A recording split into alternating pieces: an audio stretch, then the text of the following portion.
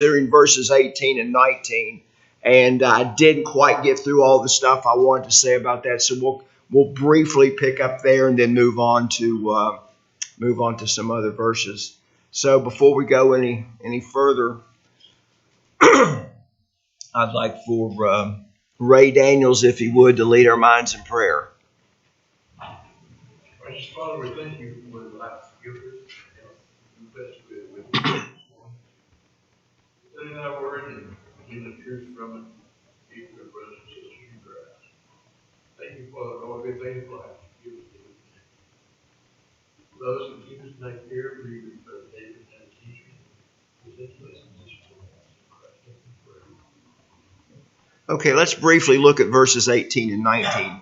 And of Zebulun he said, Rejoice, Zebulun, in your going out, and Issachar in your tents. They shall call the peoples to the mountains. There they shall offer sacrifices of righteousness, for they shall suck the bounty of the seas and the treasures hidden in the sand. So if you'll remember last week, we discussed about Zebulun and his enterprises on the sea, and we talked about Issachar as his use of the land. And what I wanted to mention last week is there's a lot written here about these two, and obviously very industrious tribes did a lot of good. And we talked a little bit about the mountain and bringing the heathen into righteousness of God. But it talks here about the hidden treasures in the sand. And most scholars seem to feel like that this is talking about the things that are produced from the land. And that there's two trends of thought here, and both of them could be very valid based on archaeological and even things that go on today. One of the things in this particular area is the sand. And this particular sand has the minerals and the type of sand that you make glass out of. And a lot of the scholars talk about that it's talking about glass that can be used for looking glasses and things along that line, which was a very very prosperous thing for this area and a very beneficial thing for the country. This vitreous sand was used for making glass in that area. The other thing that it talked about a little bit was also in this particular area along the seashore in the sand, there was a shellfish. It's called murex, and it was the fish that they made the purple dye out of. So obviously we've talked lots of times about how valuable purple was in that time, and these shellfish that they came from was extracted from this particular area. And some of the scholars also seem to think that this was a general advantage that these two tribes would work together, taking the advantages of the sea and the advantages of commerce, along the coastline to gather together, and they would work together for good. But I thought that was pretty interesting about the things that the land. Sometimes you have a tendency to think about that area as nothing but deserts, but it's actually not. It's actually not that way. There was I was watching last night on YouTube. I was doing some research on something we'll talk about today, and it was talking about Beersheba, and it was showing pictures of the area and stuff like that. And I was kind of surprised the terrain was not what I had in mind. When we were talking about Beersheba and the well and all that type of thing, it was just not particularly what I had in mind. I was kind of struck by all the vegetation and things that were there. So let's move on to verses 20 and 21. And Gad, he said, Blessed is he who makes Gad greater. He lives as a lion and tears the arm and the crown of the head. And he provideth the first part for himself, because there was a portion of the giver hidden. And he came with his heads of the people. He executed the justice of Jehovah and his judgments with Israel. Now Gad here inherited much of the area east of Jordan that was suitable for development for their tribe. And Moses praises the Lord who enlarges Gad, and who not only gave him a broad territory of conquered kingdom of Shean, but also furnished generally in an unlimited space for development, so that he might unfold in his lion-like nature in conflicts with his fold. Now, Gad was known as a warrior tribe, and that's kind of where we see the comparison there to a lion. And a lion is a very aggressive animal when it's in the mood to get food and things like that. So Gad was a warrior tribe. They were very aggressive in conquering and subduing the land. This was not a group that you would like to have after you. They were very bold. They were very courageous, and they didn't have any fear of their enemy. And I think this came from the things that they had seen in the past, plus their faith in God, that God was going to deliver them. And they actually had a pretty tough area to conquer. This was the area of the Moabites and the Amorites that they were going to have to conquer. Now we see here that it talks about tearing the arm and devouring the head or tearing off the head. This talks about how a lion goes and gets its prey. It slashes and tears, and that was just the way that it did, and it destroyed. And lions, you get a lion on you, there's not a whole lot you're going to do because of the power that the lions have. And this was indicative of the power and the strength of the soldiers that from the tribe of Gad. It also points here about the crown of the head. This is a reference to the kings of that particular area and the destruction that was going to come upon the kings of that particular area. They were going to destroy these kings and the princes of the lands that they were going to inherit. And it talks here about them providing the first part. That is, he chose for himself the very excellent portion of this land, which is the tribe had requested to settle even before they had gone into the land of Canaan. We talked about this a couple chapters ago. This is talked about in Numbers 32, 1 through 5. And he came with the heads of the people.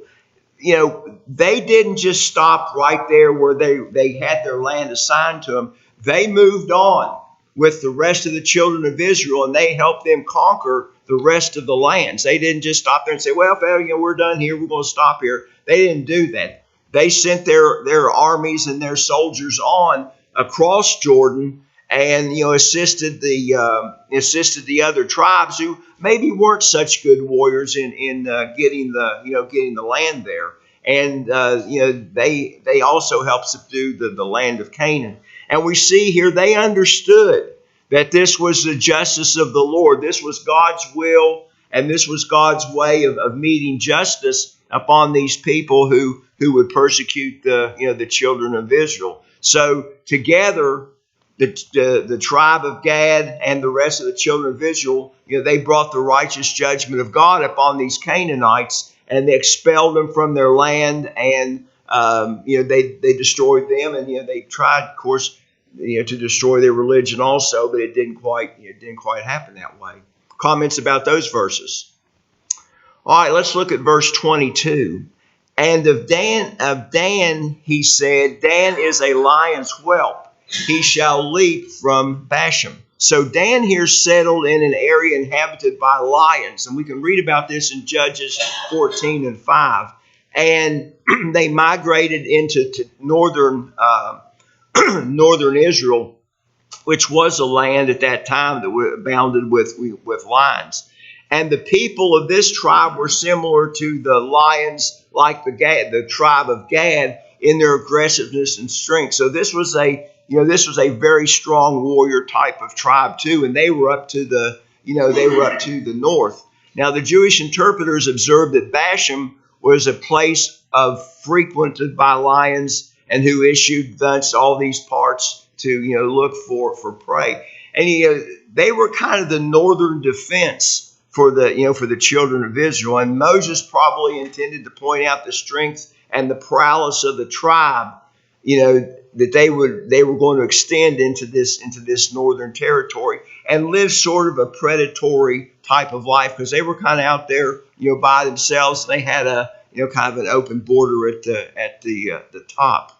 Now, it appears from Joshua 19 and 47 that the portion originally assigned to the tribe was not sufficient for them.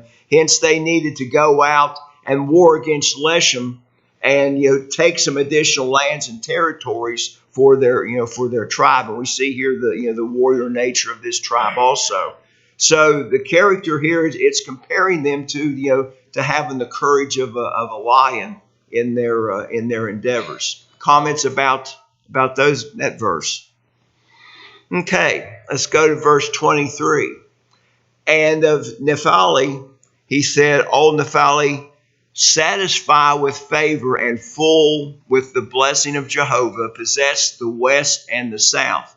Now, Naphtali would enjoy the benefits of the sea coast, the sea and the southern part of there to the sea of Shedron.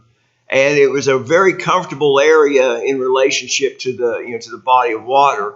The towns along the northern and western shores of this sea included Capernaum, Bethesda, and it lays within the territory. Those cities lay within this territory. Though this may refer to the great fertility of the country that fell to this tribe, yet certainly there's more intended than just the good land that they were going to inherit. And scarcely any of the tribes were more particularly favored by God's favor, because they really got some good land in this deal, probably better than some of the other ones that got to pick before them. But it was very abundant, and you could see God's blessing toward these people by the land that He let them have. And because it was such fertile land, they got a very divine favor from the Lord. And most of the tribes, they got something that was good for them, but the appearance here is that they got a little bit more than maybe some of the other ones did. It didn't hurt that they had access to the north side of the Sea of Galilee. Right. All right, let's go to verse 24. And of Asher he said, Asher shall be blessed with sons. Let him be pleasing to his brothers, and let him dip his foot in oil. So let him have numerous prosperity, a lot of kids. And this tribe will continue to increase and continue to grow, because they're going to be blessed with large numbers of children. So one of the references in Numbers 26 and 47 said that they had an army of 53,400 soldiers, or men of war. So that's a pretty good number of people. And this was having children was esteemed as a great blessing in that day and time. And Asher would benefit from the respect of their fellow Israelites. They would respect them because of the things that they did and the things that they did to assist the other tribes. But they were also going to be prosperous. It talks here about him dipping his foot in oil. Now there's a lot of interesting things written about that particular phrase, but the most important thing is this oil was kind of a metaphor for prosperity, that they were going to be a very prosperous. They were going to be a prosperous group. Some of the area there, they had a lot of olive trees. They had olive oil, and that's probably what's mentioned here. That anybody that's in the oil business, it's going to make some money and going to be kind of prosperous. But it's that way now. It was that way, even back then.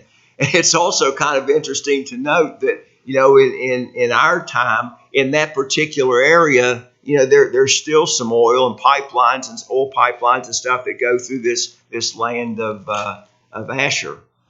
Then also, and it continues on in verse 25, it's your shoes shall be iron and bronze, and your days so shall your strength be. Now, this territory on the Mediterranean coast pretty much required fortifications.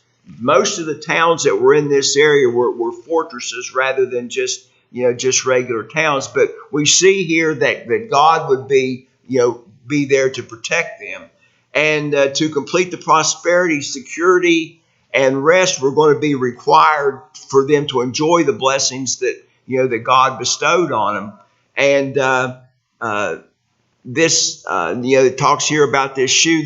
This was kind of a signification that they need to work fast and kind of an expression for a castle or a fortress. Now, Asher dwellings were basically castles and fortresses of iron and brass, as strong, impregnable. They were built, they were built strong to be able to withstand sieges and things along that line. And there's not really a whole lot of references to the pursuit of mining and things along that line in that particular time. And this area that they had kind of reached up also into Lebanon, and that was some of the areas where they had the materials to make the brass, because the raw materials were in that area also. So this was kind of a warrior group too, but they were more of a defensive type of warrior rather than an offensive type of warrior. Comments about those verses? Okay, one of the things here that we see, we've talked about all the different tribes, but one thing Moses doesn't mention is the Simeonites. And there was no blessing given here from Moses for the Simeonites. Now, if you go back to Genesis 49:7, Jacob had prophesied that God would scatter the Simeonites in Israel. And if we look at this part of Genesis in chapter 49, one of the things that we see here is that Simeon and Levi were brothers.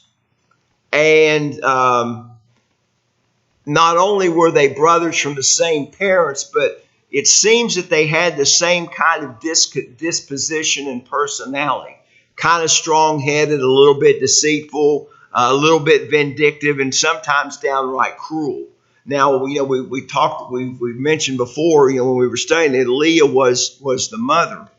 And if you look at Genesis 49:6, it says, O my soul, come not thou into their secret, unto their assembly mine honor, be not thou united. For in their anger they slew a man, and in their self-will they dug down a wall. So they were involved in killing a very honorable man named Shem. And because of this, and because of their anger and their disposition, they were going. Genesis 49:7 tells us that they will be cursed for their anger. And Jacob would prophesy that they were going to be divided and they were going to be scattered, and divided out through the children of Israel. Now we've talked about Levi before. That's the priestly group. They had no inherited land. They were assigned some cities and things along that line, but they had no inheritance. And the same deal here for Simeon. They had no land assigned to them either. They were considered by the Jews to kind of be like a schoolmaster to the other tribes. And when they entered Canaan, they only got a very small portion and a few towns in probably the worst part of Judah's land. And Joshua was the one who assigned this, and we can read about that in Joshua 19 and 1. And he even kind of, the way that it's written and the way I take this, they were almost considered second-class citizens with the children of Israel. And their portion of inheritance was just a few cities, and really not some of the greatest cities that were that were out there. So, this was, prophesied in the past. And just like Levi was scattered, the tribe of Levi was scattered all the way through Palestine, not having real inheritance, only a few cities. The same thing was Simeon. They were dispersed widely through Judah, and their tribe almost just got absorbed in later years by the tribe of Judah. So not only were they separated from each other, but they were even divided and kind of moved away from the rest of the children of Israel, and they got no tribal allotment. If you want to read about this, you can read about the cities that they were assigned in Joshua, starting with verse 2 and going through verse 8. It talks about the area that they were going to have as their inheritance. Like I say, it wasn't the greatest part of the area that they were going to inherit. Basically, the weaker part of a partnership with Judah. Right. Kind of like second-class citizens. They were the junior partner. Right, junior partner. All right, any comments about that? All right, let's look at verses 26 through the end of the chapter. There is none like the God of Jerusalem, who rides on the heaven to your help, and in his majesty on the clouds. The eternal God is your refuge, and the underneath are the everlasting arms, and he shall throw the enemy out from before you, and shall say, destroy. And Israel shall dwell in safety alone, the fountain of Jacob in the land of grain and wine, and his heavens shall drop down dew. Blessed are you, O Israel, who is like you, O people saved by Jehovah, the shield of your help, and who is the sword of your excellency. And your enemies shall be found liars to you, and you shall tread on their high places. So here basically is the end of the last testament that Moses is giving to the children of Israel. And we talked about this chapter kind of being his last will and testament to the children. And this blessing comes to a close by once again telling the children of Israel they need to return to God and they need to stay with God. They were his chosen people, and as long as they followed him, everything was going to be great. So Moses here paints a picture of the greatness of God and the things that he is going to give to all the tribes and the promise that he has made. And the key to Israel's blessing was her God and their relationship with God. There's none like the God of Jerusalem, or Jeshurun. Jeshurun, yeah. Which means Israel. Right. So he drove out the enemies, and he set it up so that Israel was going to dwell in security. And he said, who else could have done this? They've had experience with these other gods, and they knew that those other gods had no power like Jehovah had. So the enemies are going to cringe, and you're going to tread upon their high places. You're going to wipe them out. You're going to go into this country. Everything is going to be set up for you. You're going to have houses. You're going to have all the substances that you need, and it's going to be taken from this other these other groups of people, and it's going to be handed to them. There's not going to be any more wandering through the wilderness or anything like that. But Israel's greatest danger wasn't the armies around them. They were their own worst enemies. They were the ones that they had to worry about, and the things that they were going to do that was going to alienate them from God. So, as we would expect here at the end of the book, Moses pictures Israel dwelling in the land that was reserved for them and was promised to them. Like Adam and Eve, they were kicked out of the Garden of Eden. Well, here's a situation where the children of Israel were going to go into a land that had all the things that they needed, and that they had been kicked out of every place, and now they were going to come into the blessing of God. And God fulfilled his prediction and his promise, and it was now at a point up to them where they were going to have to keep this going by doing the things that God wanted them to do. Any other comments about that particular chapter? Okay, let's move on then to chapter 34. This is the end of Moses' life, and most of the scholars feel that this particular book was not written by Moses because it talks about some things that obviously he wouldn't have the opportunity to go back and write about. So let's look first of all at verses 1 through 4. And Moses went up from the plains of Moab into the mountain of Nebo to the top of Pisgah, that is over against Jericho. And the Lord showed him all the land of Gilead unto Dan, which is basically all from the top to the bottom there, and the land of Naphtali, and the land of Ephraim and Messiah, and all the land of Judah unto the uttermost sea, and the south, and the plain of the valley of Jericho, the city of the palm trees unto Zor. And the Lord said unto him, This is the land which I swear unto Abraham, unto Isaac, and unto Jacob, saying, I will give it unto you thy seed. I have caused thee to see it with thine eyes, but thou shalt not go thither. So while Israel was camped there on the plains of Moab, Moses climbed to the heights of Mount Nebo, where he could see the promised land as far as the western sea.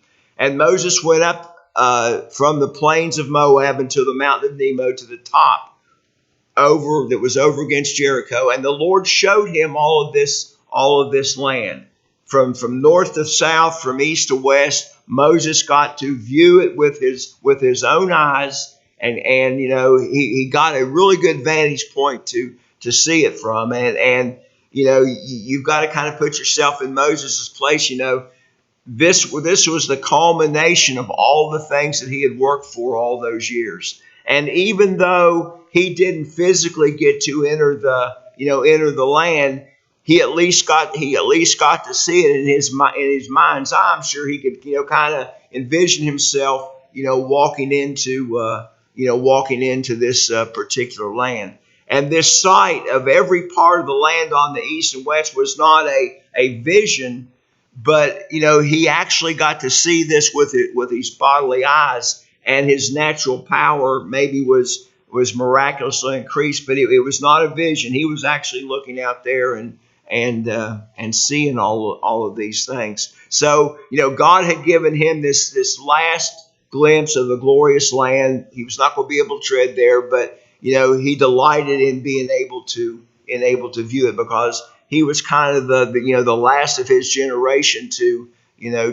be there and get to see that the promise was going to be fulfilled. Comments about those verses.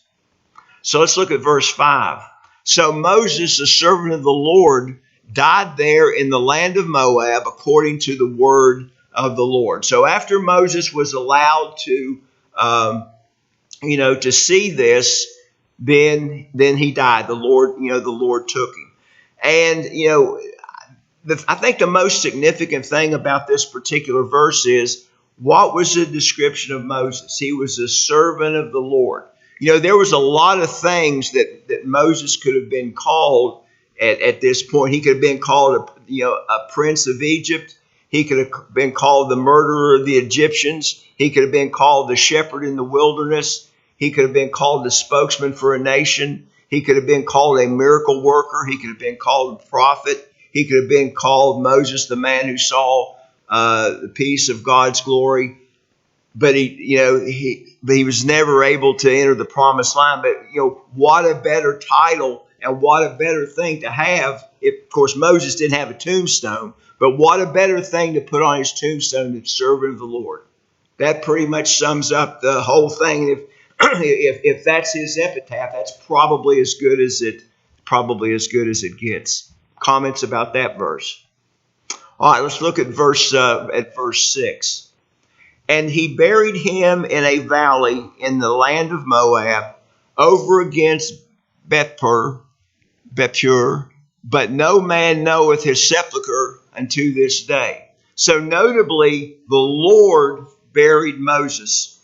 And this was, more complicated than it sounds, because we know from Jude 1 and 9, Moses' body was contended over by Satan.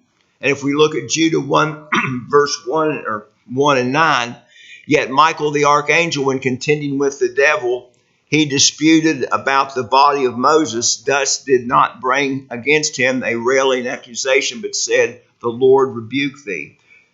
We don't know why Michael had to contend with Satan over the body of Moses. That's not really clear to us. But I think that opens it up to some speculations. Some say that the devil wanted to use Moses' body as an object to worship, to lead Israel astray into adultery. Now, you think about that. There's people that have, through history that, people go and they worship their body as though there's some type of saint or something like that. And, the thing that comes to mind is Vladimir Lenin over in Russia. They've got him laid out there at the Kremlin. He is still quite involved, and you can go see him every day if you want to. Stalin there too, until he was disgraced. Yeah, well, Stalin, he's the other, there's others that think that Satan wanted to desecrate the body of Moses and claim a right to it because Moses had murdered the Egyptians. But consider that God had other purposes for Moses' body when Satan wanted to defeat it. We know that Moses appeared with Elijah at the Transfiguration, and apparently, God. He had a purpose for this. Now, I really think that somewhere along in here is the real meaning. He put him in a place where nobody could find him for a purpose. That his grave was not going to become a shrine. His body was not going to become something to be worshipped. Moses did his job. He did it well, but it was time to move on. And it was that way. If God would have wanted Moses for us to know where his grave was or that type of thing, he would have let us know. And nobody knows to this day. Nobody knew that. And you got to think that they went and looked for him.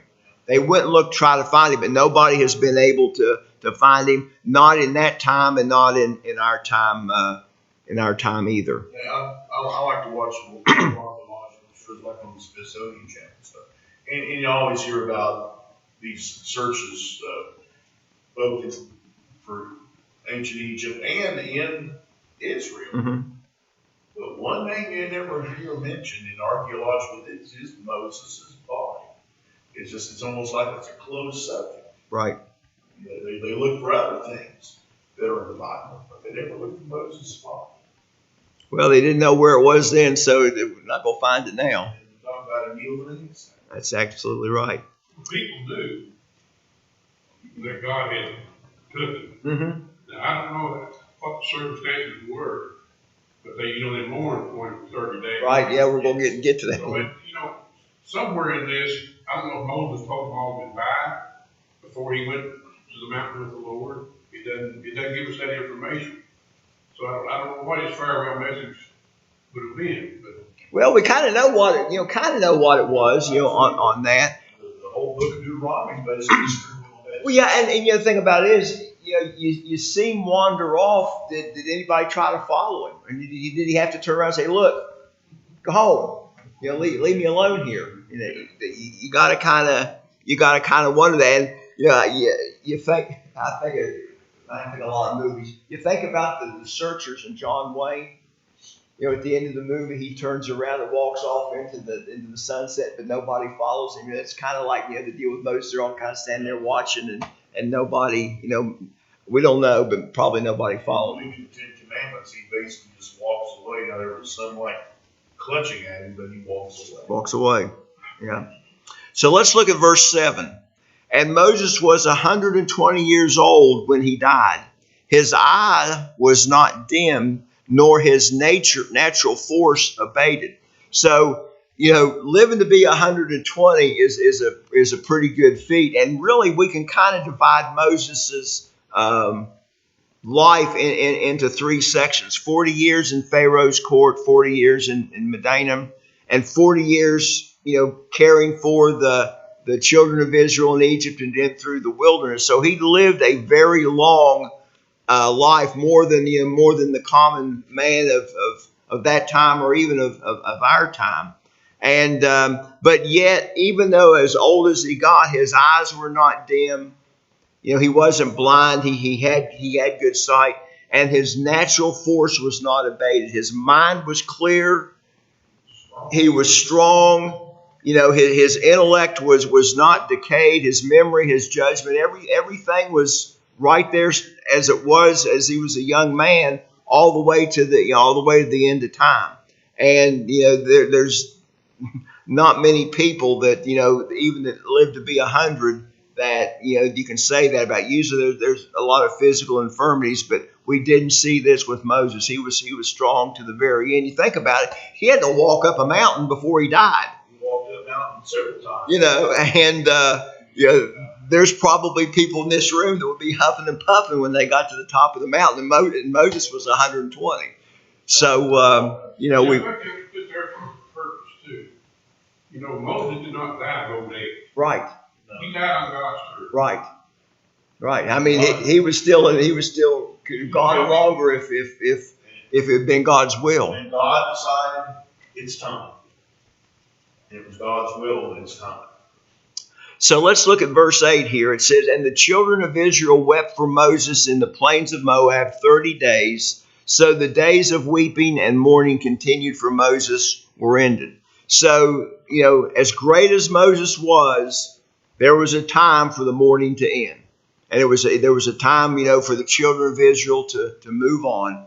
God's program did not end with Moses, nor does it end pretty much with any man. God has a plan that goes all the way through, and the torch here is going to be passed from Moses to Joshua, and the work of the Lord is going to go on. So we will start next year with verse 9. I'm going to finish up this chapter, and then, like I say, you might get to see both of us in one day. I don't know if you can stand the excitement or not. So I appreciate everybody's attention and comments today. We're also born 30 days later.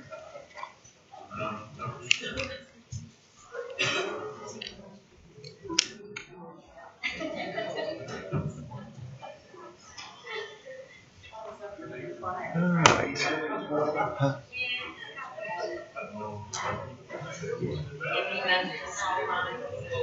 Well, what Stanley says, getting old ain't